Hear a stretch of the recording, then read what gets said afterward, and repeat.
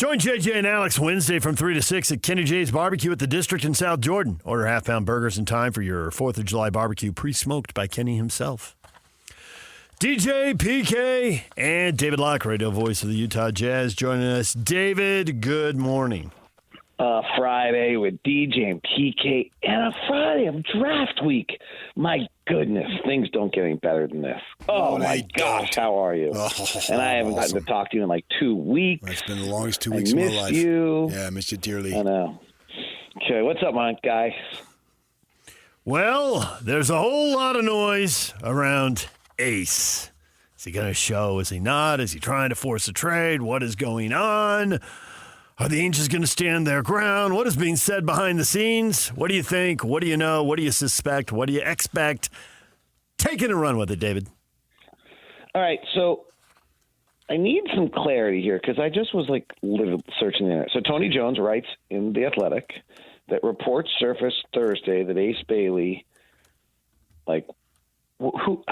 can't get where the report came from. Do we have this?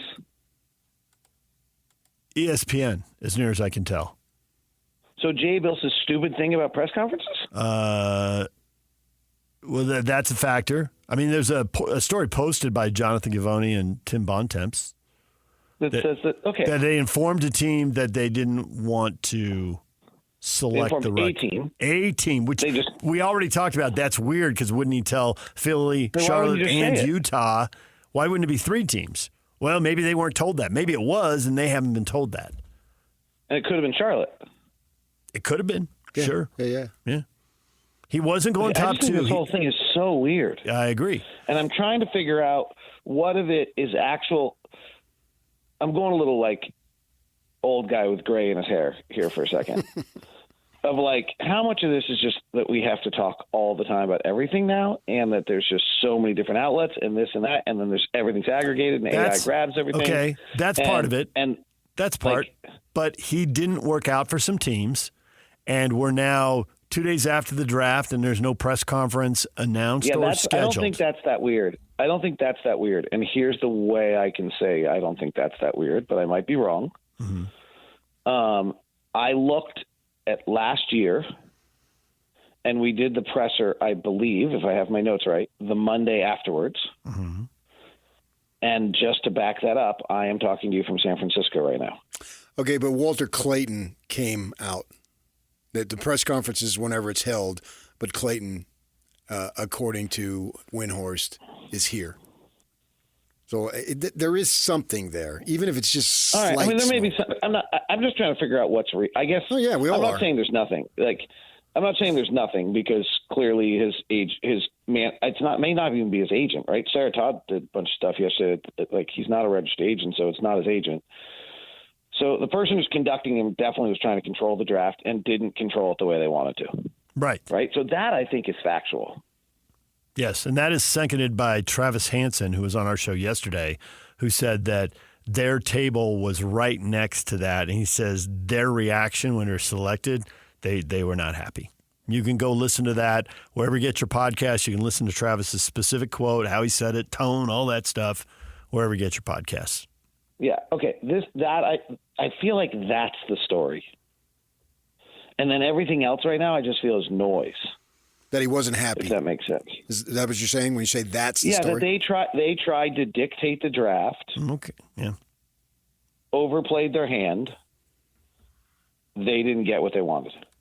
We still don't know what it was, right? Was it Washington? Was it, and if it was really Washington wanting that badly, then Washington should have moved up to go get him, right? Washington should have made a move. Right. It's kind of on Washington if you're dictating this whole thing for Washington. When you're one spot away, Yeah, when everyone wants to go to Washington, it's just the weirdest thing I've ever seen in my whole life. Agreed. Thank you. Only politicians want that.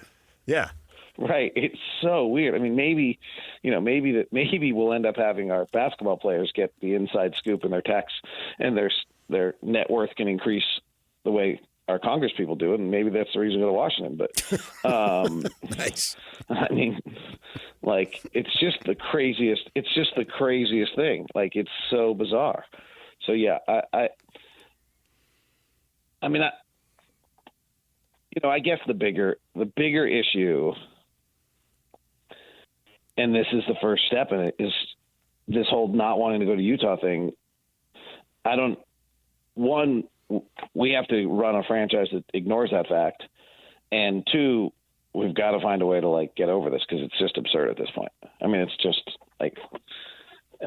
absurd. Yeah, I think in this case, it might not be that he doesn't want to go to Utah. It's right. Because of Utah. It's that he didn't want to go to fill in the blank because he wanted to go to fill in the blank, as opposed to I don't want to go to Utah. This isn't I don't want to go to Utah. This is I didn't want to go to Philadelphia. I don't want to go to Charlotte. I didn't want to go to Utah.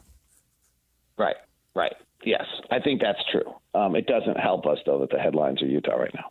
Agreed. It doesn't. And I think that there are Jazz fans. Well, I think we all know there are Jazz fans out there like, okay, so the kid wants his money, so he shows up Monday. He isn't happy, but he works hard and he is good and he gets better. And I'm going to go to the game and cheer for him because I cheer for all the Jazz guys. But when he gets 7 years out, which PK's head's going to explode that we're worrying about something that's still 7 years away that may or may not happen, he'll be really good and he'll want to leave. Now, that may be ridiculous to one person, but there's some Jazz fans who are like, yes, that's obviously going to happen. Can't you tell? Why do we have to go down this road again? There's that. I mean, this all plugs into that. Sure. Right. And we've got to get over that. Like, because you just got to run a franchise. And hopefully, Ryan Smith is doing the best he can to try to make Utah a little hipper and a little more exposed and make it and talk about the positives of it rather than the negatives. And, all of his national appearances that he does on various shows are very important in this regard. And, I think it's helpful. And maybe the other chance is this is the kid who comes here and actually likes it and figures out it works for him and has success. And we build something here. And, Oklahoma City is a hellhole. But they have a champion. Be careful. I can get back to him. Fine. Tell them it's the worst place I've ever been. I'd never go there on my choice. Never once by choice would I ever go there. Save that yacht for when we have Trammell. It's just like there's nothing about it that's appealing to me. People are nice. But Jalen Williams isn't talking about that right now. Shai Gilgeous-Alexander's not talking about that.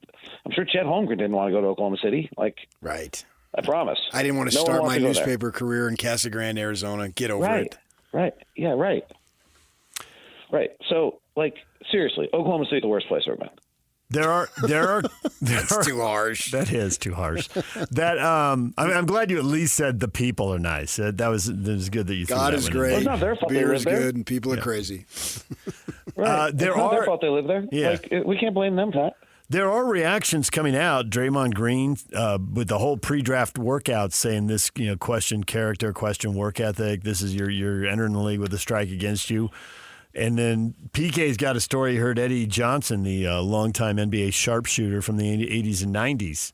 Give him that story. Yeah, I heard him on NBA radio, and he was talking about this was after the draft, and so he knew that Bailey was being drafted by the Jazz, and he said, yeah, I've been there obviously many times over, and he said every single guy that I talked to were essentially his peers, and he went through a list of Jazz guys, the statues, Hornacek, Mark Eaton. He loved Mark Eaton. They were really close, blah, blah, blah, blah, blah. He said never once did any one of those guys complain about having to live in Utah and play for the Jazz. And you look at Boozer back here now. I mean, come on. I just don't – I think common sense will prevail, and this will be a non-story in a couple of days. And maybe that's just fantasy by me. I think that's kind of where I think that's a little bit where I am on so this. My thought for you is what type of player do you think they have? Because I think they got somebody that they can develop. Right. I agree. And if you really want, if I have anything that's jumped out to me, if we're just going to try to find something to make controversy out of something, how useful he is. And maybe even the word immature in I've got something for Giannis and Kevin Durant. I'm going to be an all-star I want to be an all-star. So that's happened 5 times in 30 years. I love the bravado, but to me, it's more of just a sign of, we're really young. We got a long way to go here. And I think there was a quote, what'd they get? They got everything. Oh gosh, I kind of love it. But on the other, I'm boy, this is so hard. I hope we know how hard this is. Because I really want you to play well and be good. And what the jump that you're about to take is so mammoth and so hard. And I've watched his game, and there's a lot to like, but there's a lot that's going to get really exposed in a rough and tumble first 30 games in the NBA if he's getting time. Like, it's going to be ugly at times. So I just, if there's anything that's been said in the last few days that I actually think matters, it's the things Ace Bailey has said, one of which that he clearly has a good energy and he's positive, and he said, let's take for a second they are this upset about it. He did a really good job of faking it, right? That's actually a skill. That's pretty impressive for an 18-year-old kid. I couldn't have probably done that at 18. But then some of the other stuff, just the on-court stuff, and I don't know what you're really supposed to say, but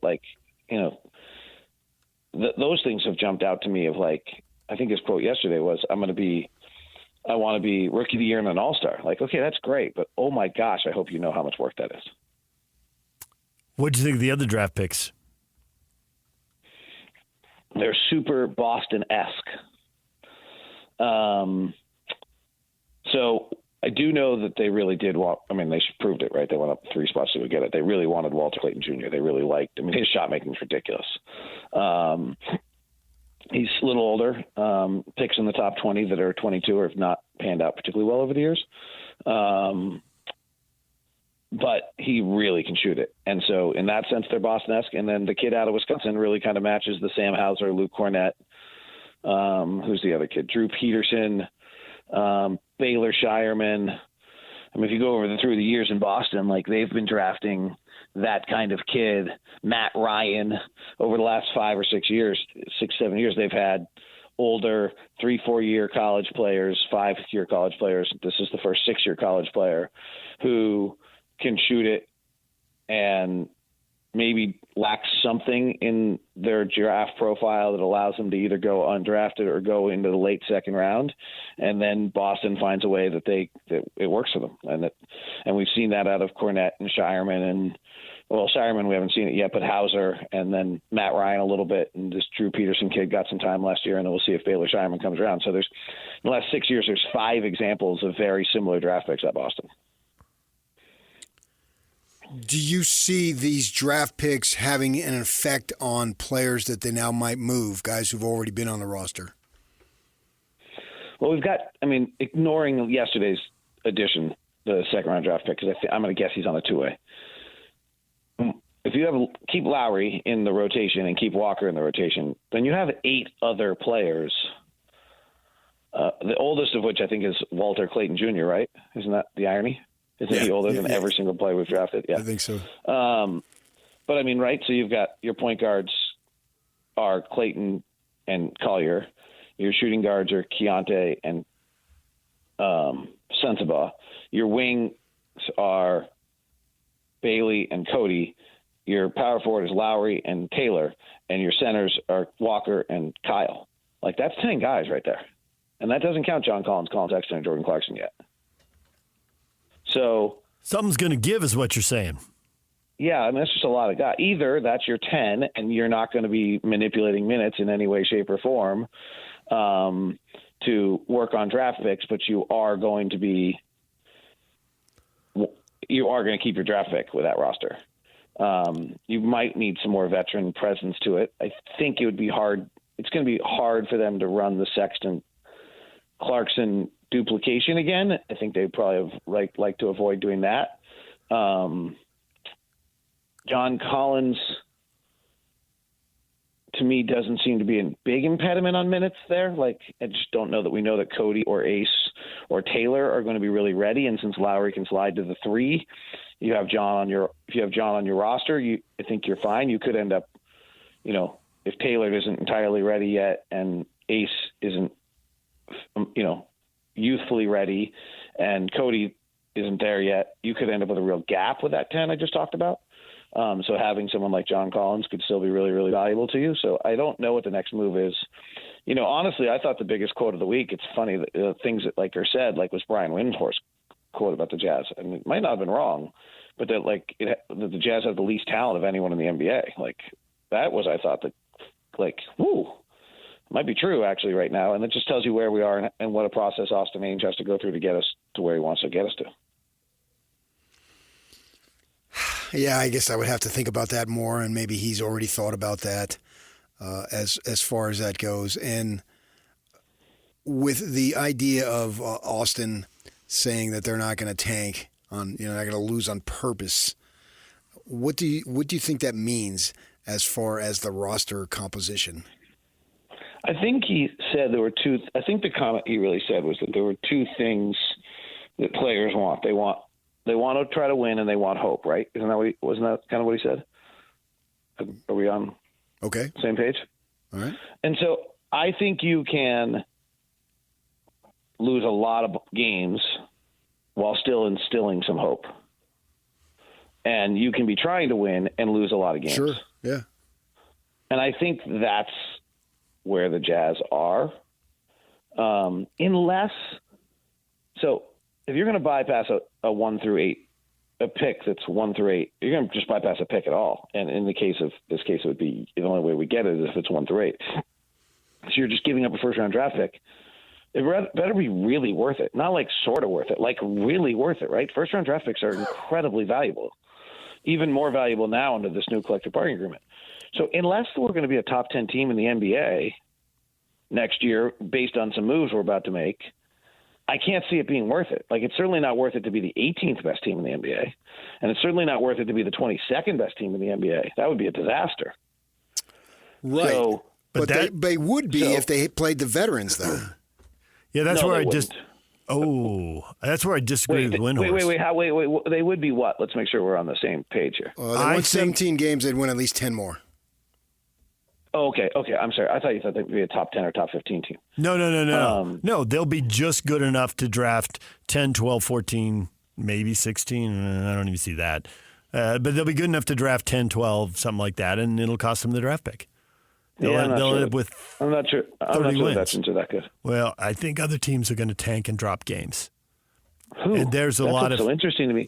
Wait, let's get into this. Philadelphia. The biggest story of the week. Philadelphia. I mean, I had no idea they were tank again. I had no idea. No, I'm just saying Philly last year was the example. I had no idea Philly was going to tank. I thought that, if they're healthy, they'll be pretty good. But they had injuries early and just decided, never mind, and they tanked. I don't know that you can identify the teams now, but whoever it is who isn't doing well is going to look at the talent in the draft and think, yeah, let's go get some talent and try again next year. Well, in one of the most insane moves I've seen on an NBA draft day, I'm not trying to be hyperbole. I literally have never. I've tried to research it. I spent some time trying to find it. It's hard to find things like this, but New Orleans moved to move 10 spots and give up an unprotected first-round draft pick in the next year. Oh my God. I do not understand what they're doing. It's like literally, I think the draft capital, by the way, of moving from 23 to 13 should be the 27th pick of the draft. That's on those charts, 10 spots is worth a first-round pick in the bottom 5. That's kind of what that move is. But that just means New Orleans just eliminated themselves from tanking. Right. So there's only one team in the Western Conference that might be not winning games next year. Jazz? Yeah. Phoenix? Portland's traded for Drew Holiday. Phoenix? Phoenix doesn't have their pick. No, you said not winning games. Right, but they don't have their pick, so they're going to be trying to win. He's just missing my thing about tanking on purpose. They won't have any. They may just be terrible and lose games. I'm not saying they're tanking. I just think we're just not going to have a roster that's. I think we're going to have a roster that's not equipped to win basketball games next year, but it is a roster that can instill hope for the future. I think let's take a positive approach here for a second. So let's say Keontae matures, clicks in, plays a little more defense, understands shot selection, and all the skill he has comes together, right? Right. And Walker continues to make strides. And Walter Clayton Jr. is Peyton Pritchard. And Ace Bailey's showing signs. And these guys are looking around the room, and they're like, oh, we can do this together. Like Oklahoma City wasn't good 4 years ago, but they had some hope, right? They were looking like, oh, Shea's good. Now they get Jalen Williams and they get Chet Holmgren, and then they look around the room and they're like, oh, we can do something. That's what's trying to be built here, is that these guys can look around the room, and while maybe they're going to be 10 and 40, they still feel that, oh, we're going to all get better together, and we got something here. That's hope. That's, I think, what Austin Andrews is talking about. We're not going to go manipulate games and sit guys and have this weird thing where we're trying to figure out who's playing on what night anymore. But it doesn't necessarily mean that we're going to, win next year. I think he's looking still – I still think we have a long telescope look on the process of what we're going through as a franchise. David, we'll pick this up again next week. Glad to have you back. And I don't know what will and happen, I'll also make this comment, by the way, on this. Go ahead. I kind of hope that's true. what? As hard as that is, but what we just went through as a fan base last year, just doing it for 1 year is not really the route by which that leads to success. I agree. DJ PK, it's 97.5 The Zone.